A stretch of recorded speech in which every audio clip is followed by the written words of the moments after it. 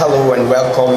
I am Eze Vinblaise, and today I want to be talking to parents about parenting of their children. Yes, it is noticed that Christian parents are actually giving their children long or maybe some kind of freedom that is not necessary. It's not necessary in the sense that your kids are your kids, they are children.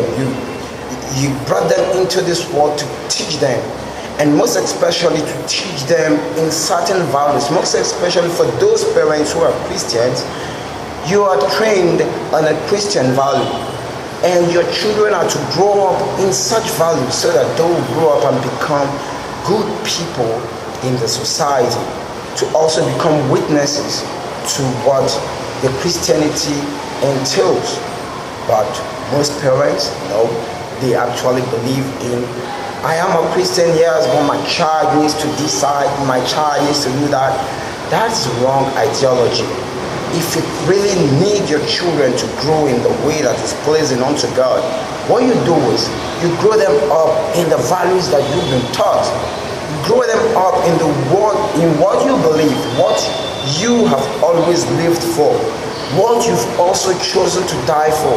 Because for believing in faith that you are a Christian, you actually chose to be martyred with Christ.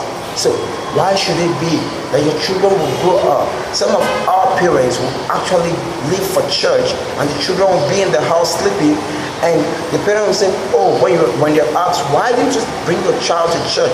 They're like, oh no, the child wants to sleep and I don't want to disturb them on Sunday. Oh, that's wrong. What we do is always encourage our children, teach them in the values that they need. They need to know that on a Sunday they need to wake up and go to church. That is not all. We grow our children, teaching them in the values. Some of our parents, they restrict their children from giving to others. They even stop them from sharing what they have with others. You know, children like sharing. But sometimes our parents will like, oh no, don't give to this person, do this, don't be here with this person. We teach them how to discriminate, we teach them how to become biased, teach them the wrong things, the wrong values. Just because we have problems with certain people, we teach our children to be like that. So these are not really Christian values. Listen to what Sirach has to say. Sirach chapter 30, from verse 1 to 13. Okay, let me just read wherever I start. A father who loves his son will whip him often, so that he can be proud of him later. If a son is disciplined, he will be of some use, and his father can boast of him to his friends. Anyone who gives good guidance to his son cannot only take pride in him among his friends, but can make his enemies jealous. While the father is alive, the sight of his son makes him happy, and when he dies, he has no regret. He is not really dead because his son is like him. He has left someone to take vengeance on his enemies, to return the favors he owes his friends. There is more, but anyone who spoils his son will have to bandage his wound.